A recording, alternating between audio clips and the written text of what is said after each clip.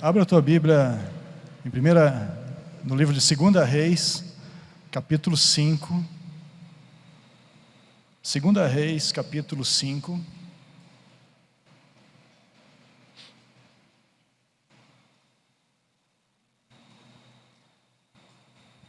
Segunda Reis, capítulo 5, vamos ler do versículo 1 até o versículo de número... Vamos ler do 1 em diante, ok? Naamã, comandante do exército do rei da Síria, era grande homem diante do seu senhor, e de muito conceito, porque por ele o Senhor dera vitória à Síria.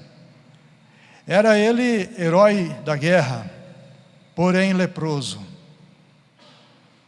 Saíram tropas da Síria e da terra de Israel, levaram cativa uma menina que ficou ao serviço da mulher de Naamã. Disse ela, a menina, à sua senhora: tomara o meu senhor estivesse diante do profeta que está em Samaria, ele o restauraria da sua lepra.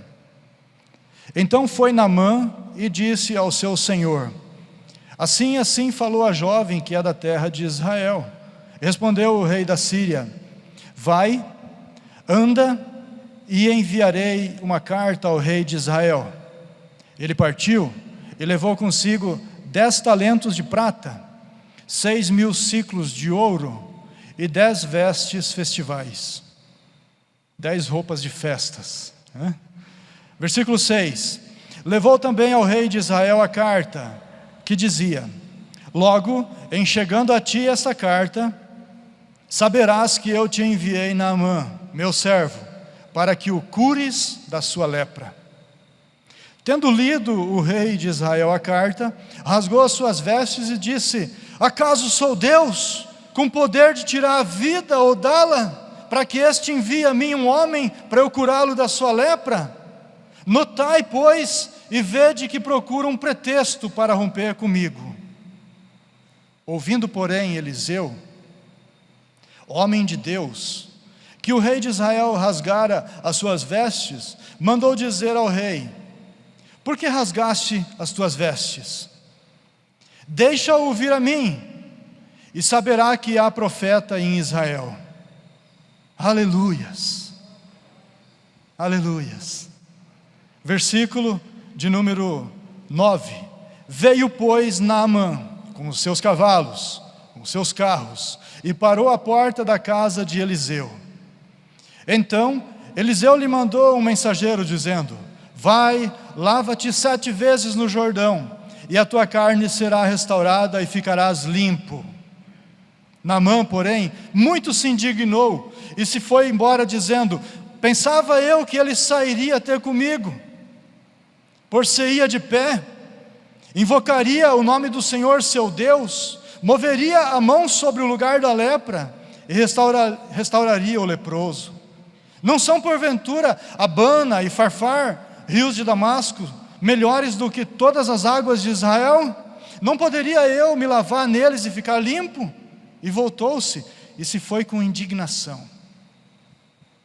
Então se chegaram a ele seus oficiais e disseram-lhe: meu pai, se te houvesse dito o profeta alguma coisa difícil, acaso não o farias? Quanto mais, já que apenas te disse: lava-te e ficarás limpo. Então desceu e mergulhou no Jordão 7 vezes, consoante a palavra do homem de Deus. E a sua carne se tornou como a carne de uma criança, e ficou limpo. Aleluias. Versículo 15: voltou ao homem de Deus.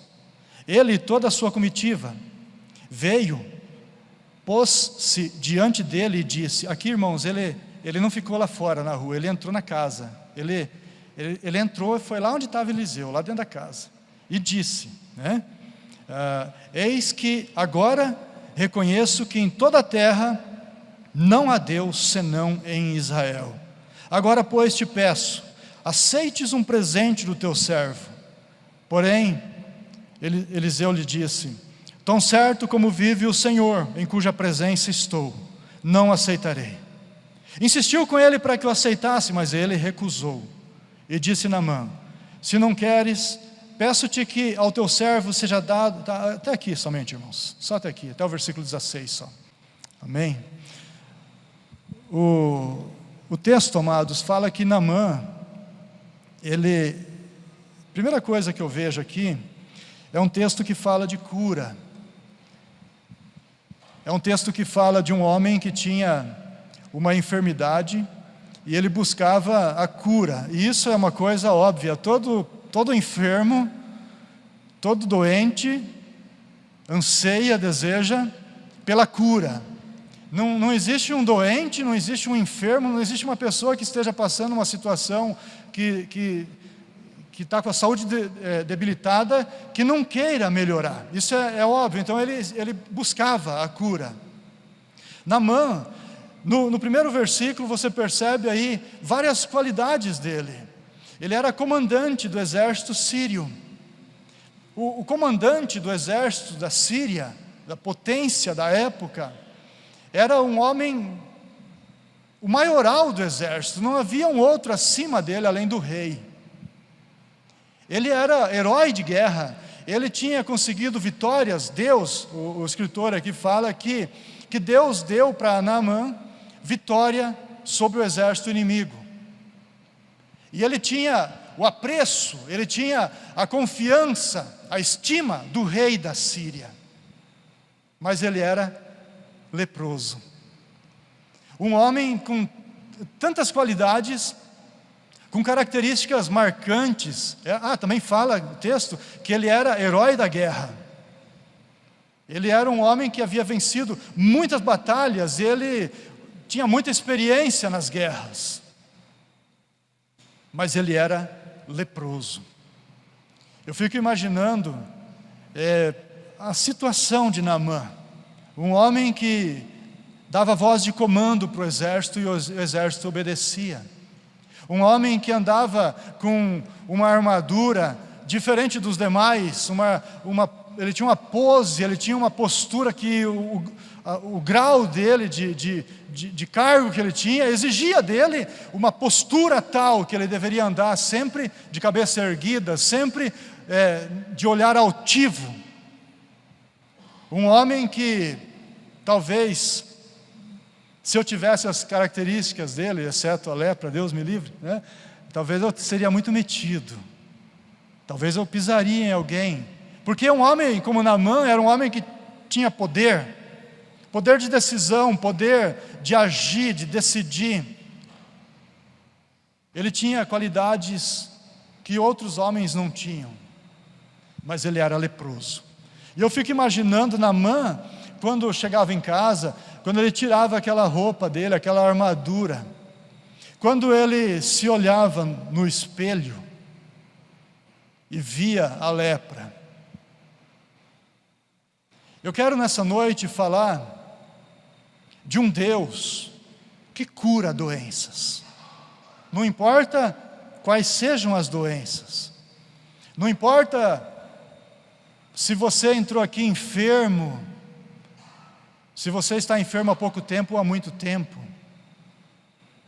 não importa onde existe a enfermidade nas nossas vidas. Eu quero nessa noite confiar e pregar para você que Deus pode curar você em qualquer enfermidade na sua vida, porque Deus ainda está fazendo isso, igreja. Deus ainda está curando, Deus ainda está restaurando, limpando e purificando pessoas. Os milagres de Deus ainda estão acontecendo. Esses dias atrás, conversando com uma pessoa, a pessoa falou para mim assim: mas como é que pode? Antigamente acontecia tantos milagres, no livro de Atos, o coxo andou, o cego viu, Jesus curou. Hoje você não vê muito isso, não acontece isso. E eu fiquei um pouco pensativo, e realmente a gente não vê muitos milagres assim físicos. Mas querido, nessa noite, se você tem um problema físico, Deus vai curar você em nome de Jesus. A unção de Deus sobre as nossas vidas é para curar, é para restabelecer a saúde física, é para levantar quem está caído, é para purificar o leproso. E eu não estou falando que você tem lepra, eu não estou falando que você... Não, a lepra ela tem um sentido espiritual, eu quero falar disso. A lepra, ela tem agido hoje, tem mutilado homens e mulheres de Deus no âmbito espiritual, através de feridas no coração, feridas na alma, feridas dentro da pessoa por falta de perdão, por rancor, por mágoas, por maldições que foram lançadas sobre a pessoa. Eu falei dias atrás aqui sobre isso, numa quinta-feira, enquanto nós estávamos falando sobre cura interior, sobre cura da alma. Pais, querido, pais que eles falam para o filho: você não vale nada, você não presta, eu me arrependi de ter gerado você. Uma vez eu estava com duas irmãs aqui da igreja, a irmã Glorinha e a irmã Antônia, vão lembrar disso.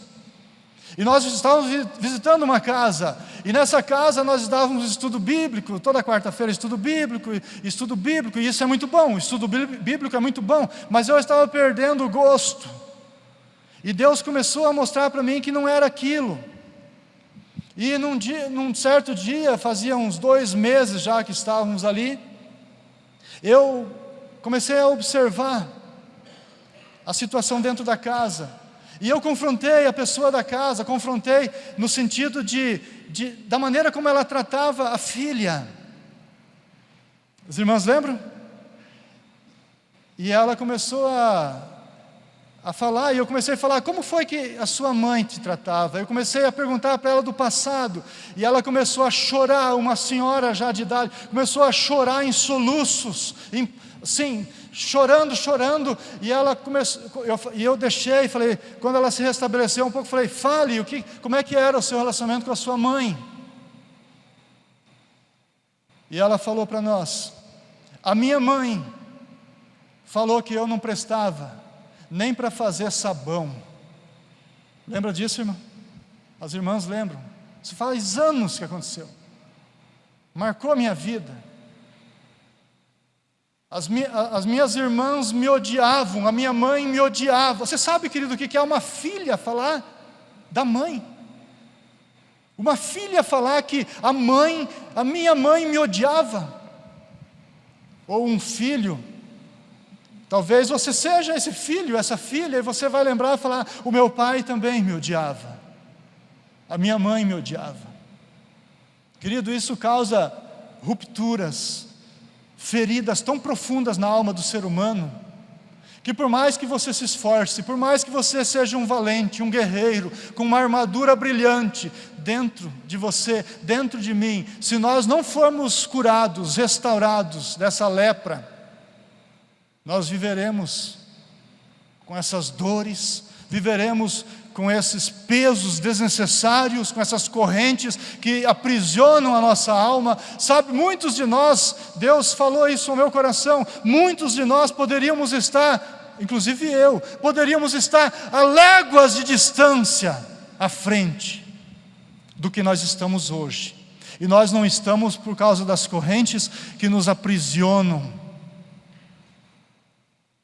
As enfermidades da alma, as enfermidades espirituais, causadas pela maledicência, pela falta do perdão. Sabe que quando você não perdoa uma pessoa, se você que está aqui está me ouvindo, se você que me ouve nessa hora, tem mágoa de alguém te feriu, alguém fez injustiça com você, alguém pisou em você, te humilhou, não importa o que a pessoa fez por você, mas se você tem raiva, se você vê a pessoa, você sente ódio, você passa mal, você deseja o mal para essa pessoa, querido, eu quero te falar uma grande verdade: a falta do perdão é alimento para demônios. Aquela jovem que pregou aqui em 2013, 12, eu nem lembro mais, na cura da alma, os coreanos, como é que é o nome dela?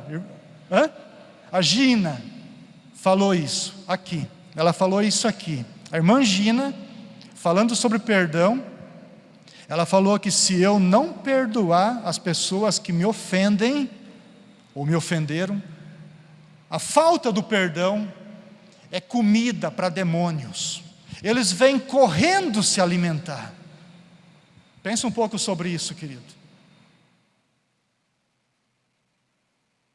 Você pensou? Você pensou nos demônios vindo correndo para se alimentar?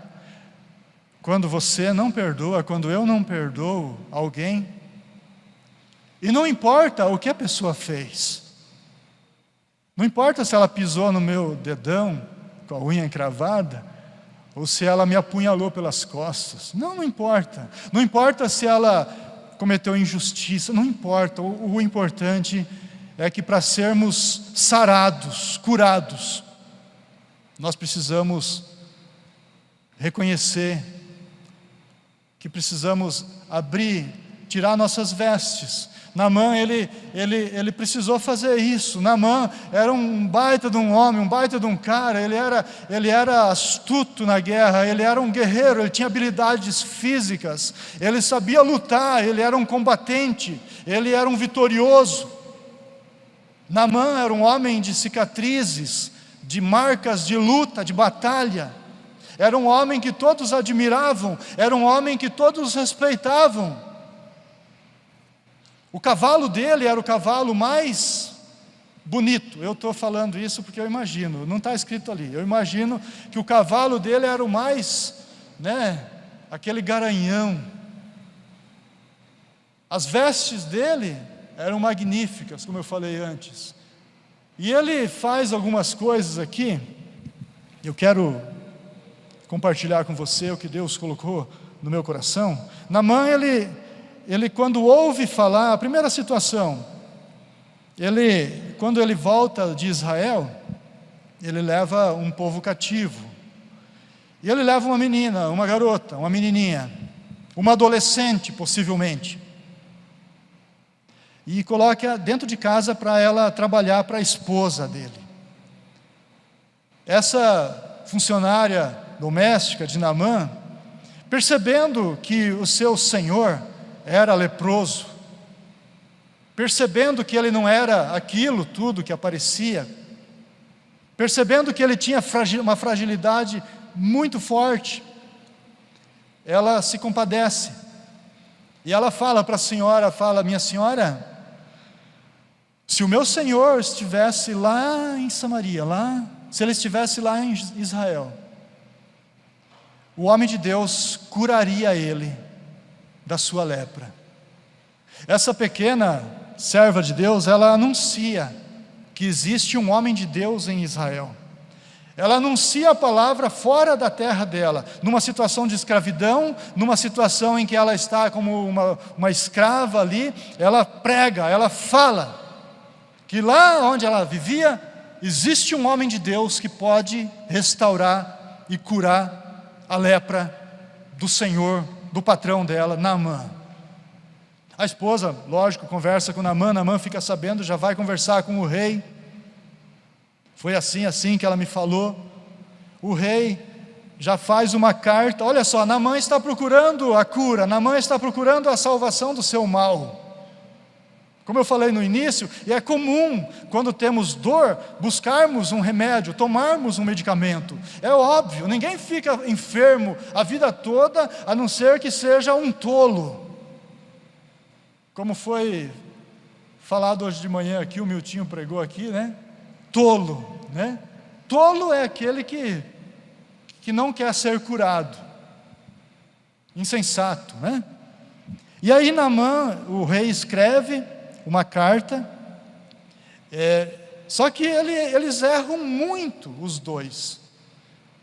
Ao invés de Naamã buscar com certa humildade, ele leva dinheiro, ele leva em torno de 60 quilos de ouro, não sei, várias vestes de festa. E quando ele chega lá, ele ao invés de procurar o homem de Deus, ele procura o rei. Ele erra quanto ao preço, ele erra quanto à pessoa. Sabe, querido, Deus não quer barganha, Deus não faz troca. Hoje em dia, há muitas pessoas fazendo negociatas com Deus, troca com Deus. E não é assim que tem que ser. A gente não pode olhar para Deus, queridos, como se Deus fosse uma pessoa que vai fazer as coisas que eu quero. Eu falei domingo passado aqui isso, eu repito, e enquanto Deus me provar o contrário, eu vou falar sempre isso. Você pode até viver enfermo a vida toda, crente, e ser salvo, e morrer e ir para a eternidade junto com o Senhor. Mas Deus ainda quer curar pessoas, Deus ainda restaura e cura pessoas. E não é questão de você ter que pagar. Naamã queria pagar, ele erra quanto ao preço, ele leva dinheiro, erra quanto à pessoa, ele vai lá para o rei, ao invés de ir lá no homem de Deus. Ele erra quanto ao espírito que está dentro dele, ele vai com toda a arrogância, com todo o orgulho, com toda a soberba. Quando ele chega na frente da casa de Eliseu, ele para ali, aquela cavalaria, aquela comitiva, e aí ele manda um dos empregados, vai lá avisar que eu estou aqui, fala que o general Naamã está aqui. E aí o pessoal vai lá e avisa o servo Geazi, e o servo fala para Eliseu, meu senhor, eles chamavam os profetas, o servo do profeta chamava os profetas de pai. Meu pai, tem um general sírio na sua porta, ele está leproso e ele quer ser curado.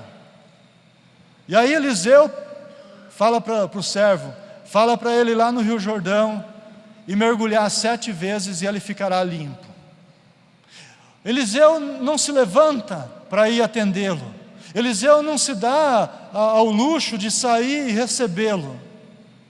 Parece um pouco de grosseria de Eliseu, mas tudo tem um propósito para Deus, querido. Às vezes você pode estar sofrendo há muito tempo, e você fala, mas eu já busquei, eu já clamei, eu já fiz de tudo. Será que você já fez de tudo? Será que eu já fiz de tudo? Dia desse eu estava conversando com um amigo,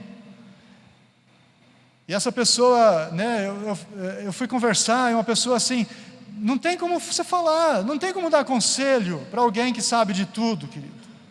Então eu me calo, eu fico em silêncio, eu fico ouvindo, pensando comigo mesmo, poxa, o que eu posso fazer? Se a pessoa está passando uma luta, eu vou dar um conselho, a pessoa já sabe o que tem que fazer. Por que a pessoa abriu o coração comigo?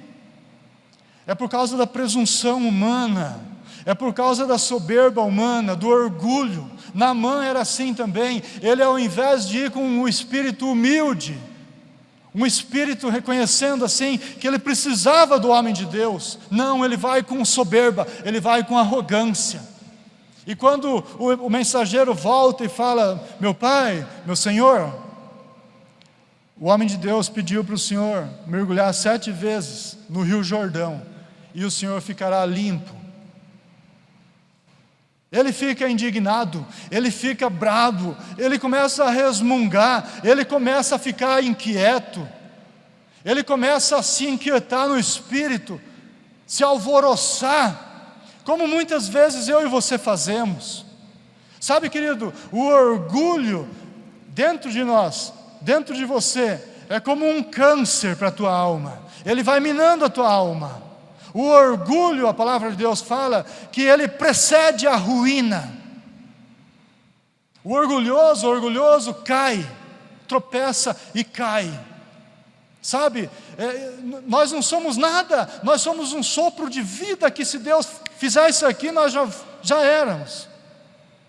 Nós estamos aqui agora, eu estou aqui agora, mas eu não sei o que pode acontecer daqui a pouco.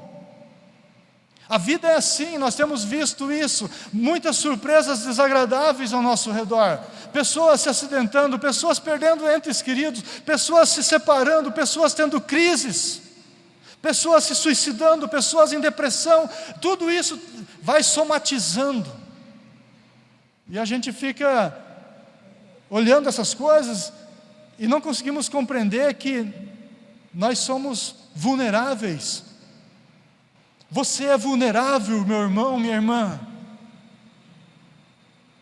Basta um piscar de olhos e nós Deus pode nos tirar a vida a qualquer momento, a qualquer situação, em qualquer situação, em qualquer momento que seja.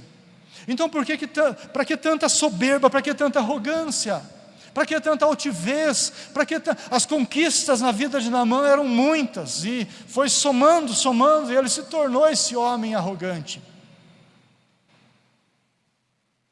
E ele fica resmungando, e ele fica reclamando.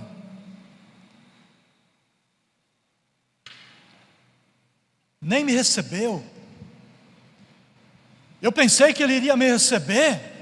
Olha só que situação, que afronta. Eu vim de tão longe, eu cavalguei quilômetros e quilômetros, eu viajei dia e noite, e ele nem me recebe. Eu pensei que ele iria pelo menos vir aqui me receber. Esse Eliseu era uma figura. Eliseu era casca grossa. Eliseu não tinha papa na língua. Por isso que ele era um homem de Deus. Era um homem irrepreensível, incorruptível. Um homem como eu e você, sujeito às mesmas paixões. O professor de Eliseu, Tiago, chega a falar isso. Elias, Tiago fala, era um homem sujeito às mesmas paixões que nós, mas ele orou, e Deus fechou o céu e não choveu. Então Naamã estava ali pisoteando, né? Ele não desceu do cavalo, ele não desceu do seu salto, do seu pedestal. Eu pensei que ele viria aqui, olha o egoísmo, olha o egocentrismo em atividade. Eu pensei que ele viria aqui e ele clamaria a Javé, o Senhor, e ele colocaria a mão sobre a doença. Naamã queria ser tocado, Naamã queria ser bajulado, Naamã já tinha esse costume. De onde ele ia, as pessoas o honravam, as pessoas recebiam ele com honrarias. Mas querido, com Deus não tem disso. Deus é Deus e eu sou eu, e minha posição diante de Deus é nos pés do Senhor. A sua posição diante de Deus é nos pés do Senhor, nada mais que isso. O amor de Deus por nós é enorme, é grande, Ele nos ama de maneira maravilhosa, querido, mas nós temos que nos posicionar, sem orgulho, sem altivez. Sabe por que Deus se irritou tanto com Israel? Porque era um povo de dura cerviz. Esse povo é um povo de dura cerviz, diz o Senhor. Sabe o que é isso? É um povo que não baixa o nariz, é um povo que não se humilha, é um povo que não sabe se humilhar. Parece que tem uma altivez tão grande que nada pode baixar essa altivez. Querido, isso é do maligno. Esse orgulho é do maligno. E Naamã, em cima do seu cavalo ali, né, agitado, eu pensei que ele iria sair aqui fora, eu pensei que ele iria vir aqui, não é homem de Deus, eu me frustrei, vamos embora. E saiu resmungando, cavalgando, saiu indignado, saiu reclamando, mas ele estava todo errado. Ele achava que podia, sabe, lidar com a situação do jeito dele. Ele errou também quanto ao lugar, quando ele começa a falar dos rios que haviam na Síria. Ele não conhecia o Jordão. Ele conhecia Abana, o rio Farfar. Ele conhecia. Talvez esses rios tinham águas limpas, cristalinas. E o Jordão, a água tipo do Madeira, do Guaporé, uma água meio barrenta. Não sei, em determinadas épocas do ano é assim, no Rio Jordão. E ele fala, porventura, os rios Abana, o rio Farfar não são melhores que o Jordão? Olha o orgulho nacional, o orgulho da pátria, querido. Tem muita gente que ainda vive assim. Orgulho da pátria. Orgulho, né? O pessoal do sul, eu sou do sul, eu posso até ser, pode até tirar pedra em mim aqui, mas o pessoal do sul, eita, povo orgulhoso. Eu falo porque eu vivenciei isso, meus parentes são tudo de lá. Parece que são melhor que os outros, querido. Que coisa sem noção.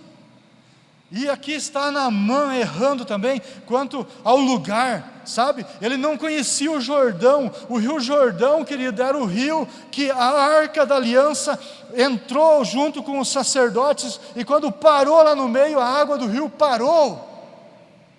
No livro de Josué, nos primeiros capítulos, você acha essa história. Os levitas, os sacerdotes carregando a arca no ombro, eles entravam, quando eles pisaram na água do Jordão, a palavra de Deus fala em Josué que o rio parou, a água parou aqui, e eles entraram até no meio do leito do rio, e o povo passou, a pé enxuto. O rio onde o nosso Senhor Jesus foi batizado, o rio onde os levitas tiraram as 12 pedras lá de dentro e erigiram o altar. Um rio que tem relação espiritual com o povo de Deus e com o próprio Deus. E ele despreza isso. Esse rio, em outras palavras ele estava falando, essa água suja, os rios da minha terra são melhores do que aqui. Ele erra em todas as circunstâncias. Nós corremos o risco de errar também. Para buscarmos a cura, para buscarmos a restauração das enfermidades, querido, nós precisamos entender que nós temos que descer. É necessário descer. Para ser restaurado é necessário ir para o chão. Tem um menininho aqui na igreja, quando ele era menorzinho, ele ainda é um pouquinho pequeno, a Marli e a Cida vão lembrar disso, que a Cida que me contou, quando iam orar na casa dele, quando iam orar com ele, davam as mãos para ele, com as pessoas da casa, e ele falava assim, pro chão, pro chão. E aí elas tinham que se ajoelhar, não é verdade? Pro chão. Eu vou falar quem é, o Rafael da irmã Daiane, ele está aí, deve estar na salinha, está viajando, né? Ele fala, pro chão. Tinha que ser no chão, para orar tem que ser no chão. A gente aprende uma lição com essa criança. É engraçadinho, é bonitinho, mas é uma lição. Nós temos que ir para o chão. Nós temos que nos humilhar diante da poderosa mão de Deus, e no tempo dele, ele vai exaltar você. Você está longe dos caminhos do Senhor, você está necessitando do Senhor, você está precisando de algo do Senhor, você está enfermo em alguma área da sua vida, você está com dores, você está com traumas, você está se sentindo agoniado, angustiado, desprezado, ferido. Você precisa se humilhar diante do Senhor. Eu preciso me humilhar diante do Senhor. Sabe, o rei aqui, quando recebe a carta, ele é muito menor do que a menina que conhecia o homem de Deus. O rei, sabe o que eu entendo aqui? Que quando o rei, ele rasga a roupa e ele fala, você está achando que eu sou Deus? Está procurando situação para guerrear comigo? Esse rei, não sei o quê. Queridos, às vezes é muito melhor você e eu procurarmos um homem de Deus, uma mulher de Deus, do que um líder de uma nação. O homem de Deus, a mulher de Deus, às vezes vai ter muito mais uma palavra, muito mais autoridade, uma direção para a tua vida, do que um presidente de uma república, um rei, que nem conhecia, que na terra que ele reinava, que ele era o rei, tinha um homem de Deus. E não é assim hoje em dia com as nossas autoridades. As nossas autoridades hoje também desconhecem que em Vilhena há um homem de Deus, há mulheres de Deus. Muitos desconhecem. E é compreensível isso, queridos. É compreensível. Mas Eliseu fala para o rei, rei, manda vir aqui que todos vão saber que aqui tem um homem de Deus. E quando Naamã está indo embora, está indo de volta, nervoso, um dos seus servos fala para ele, meu pai, meu senhor, Se o homem de Deus tivesse pedido algo difícil, tu não faria? Ele só pediu para você tomar um banho no rio, vamos lá. E aí esses homens convencem Naamã. E Naamã se dirige então ao Rio Jordão. Para ele entrar no Rio Jordão, ele precisa fazer algumas coisas. Ele precisa descer do seu cavalo, do seu carro. Ele precisa pisar no chão. Logo em seguida, ele precisa tirar o seu capacete, a sua armadura. Todos os seus servos, todos os seus soldados estão olhando Naamã nessa hora. Na beira do rio, ele desencaixa os encaixes da armadura e vai colocando de lado. Na beira do rio, na frente de todos os servos, de toda a sua comitiva, e talvez de mais alguns curiosos que acompanharam, que viram essa comitiva entrando na cidade, e foram lá, foram atrás. Ele precisa tirar a sua roupa, ele precisa mostrar quem ele é, ele precisa se expor a ferida para que todos vejam, expor a sua fragilidade para que todos vejam. Talvez nesse momento muitos de seus soldados olham admirados para ele e cutucam um ao outro e falam assim: olha, e aquele murmúrio, aquele burburinho de comentários. É verdade, eu tinha ouvido falar que ele era leproso, eu tinha ouvido falar e é verdade, olha aí. Talvez eles viram o rosto, talvez eles torcem o nariz. O fato, querido, dessas pessoas ao redor, nada disso importa para Naamã, nada disso importa para mim e para você. As pessoas que estão ao redor, nesse momento, não importa o que elas irão fazer, o que elas irão falar, como elas irão agir. Mas veja só, o mistério dessa palavra para a cura, para a minha cura e para a sua cura, nessa noite. Para sermos curados, nós precisamos mostrar a ferida, nós precisamos expor aonde dói, nós precisamos falar aonde está doendo. Não basta simplesmente nessa noite você vir no altar e ficar aqui com o seu pensamento, eu não sei aonde, porque eu não conheço o teu pensamento, talvez buscando, talvez pensando se vai acontecer ou não. Estou aqui mais uma vez, será que é hoje?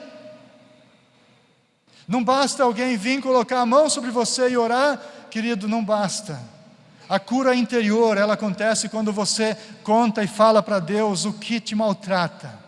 Quando eu e você abrimos nossos lábios e falamos: Senhor, dói quando eu vejo aquela pessoa, dói quando eu lembro da situação, dói todas as vezes que eu viajo e visito essa lembrança, dói quando eu lembro de tal circunstância da minha vida, dói quando eu escuto algo, dói.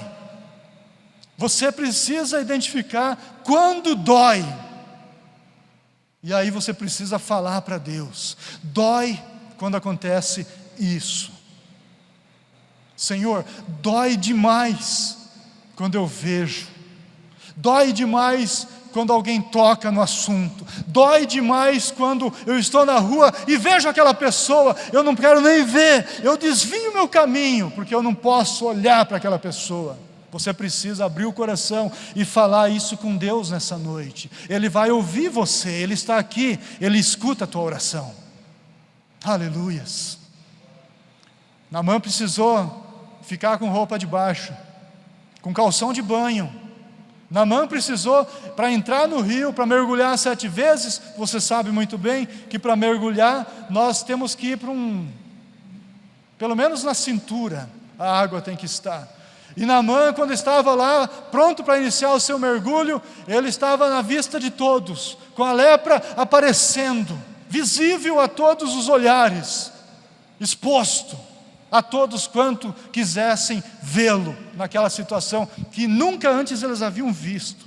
A sua guarda pessoal, os seus valentes, os seus guerreiros, que eram homens de confiança, talvez, querido, talvez, nunca viram o líder deles daquele jeito. Você consegue imaginar a situação? Talvez, eu fico pensando aqui comigo, talvez uma situação vexatória para ele.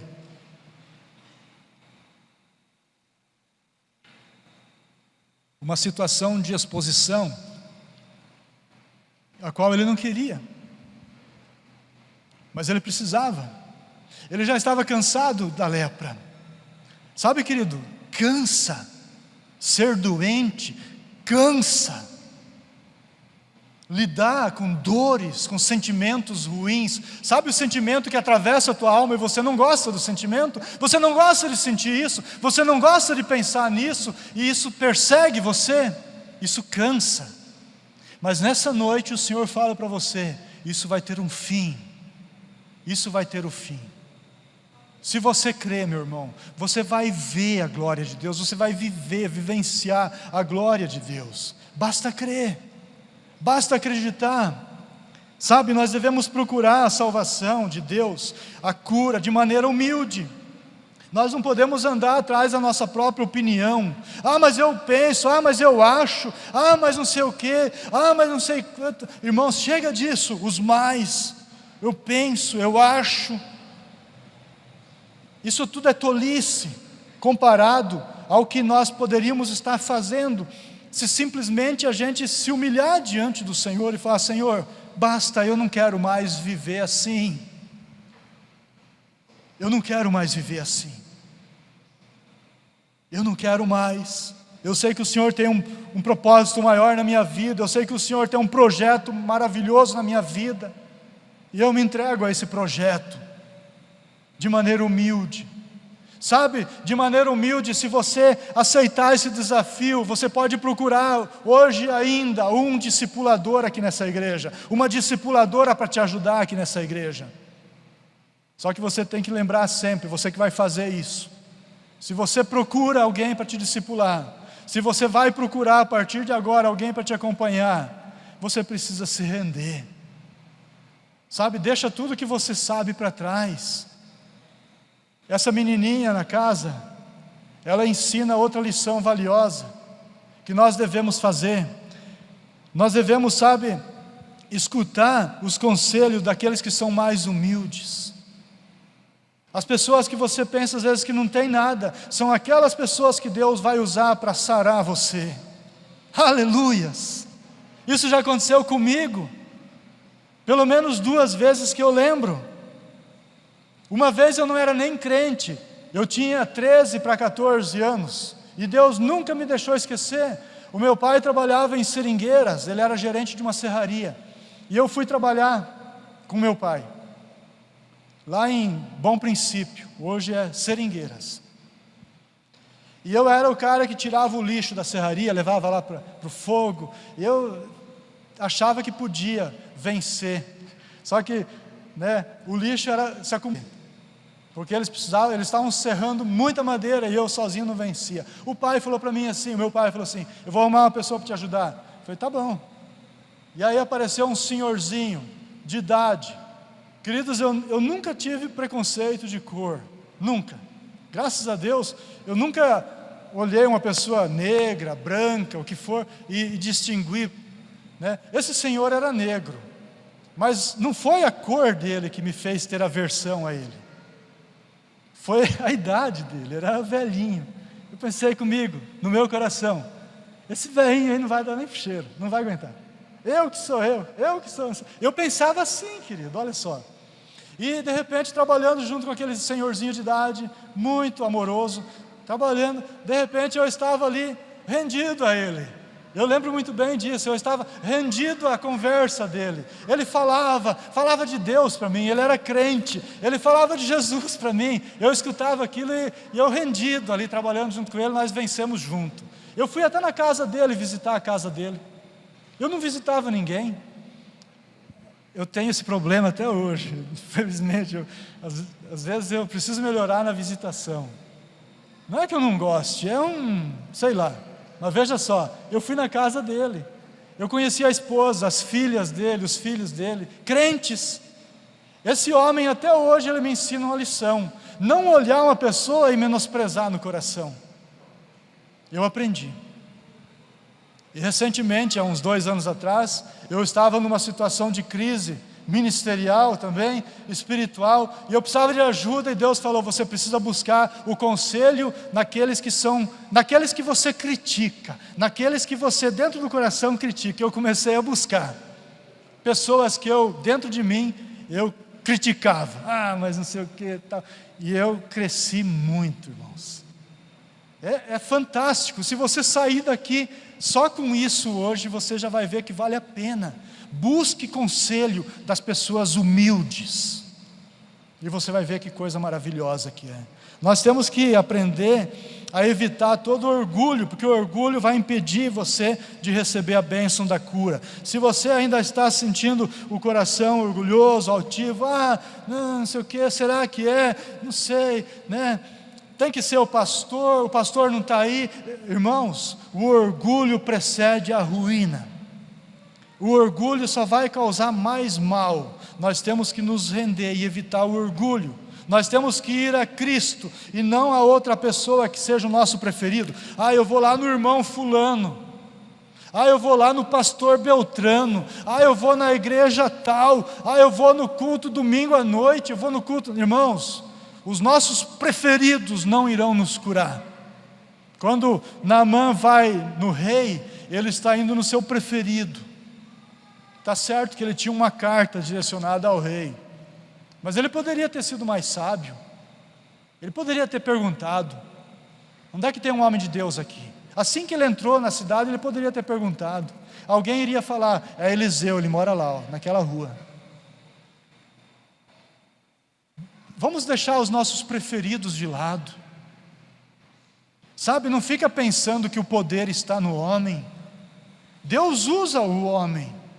Não fique pensando que o poder está na mulher. Deus usa a mulher, Deus usa seus vasos. Mas nós temos que ir a Cristo. Você precisa ir a Cristo, você precisa vir para Jesus, você precisa se render e aceitar Jesus, você precisa entregar teu coração a Jesus. E você precisa fazer isso agora. Agora.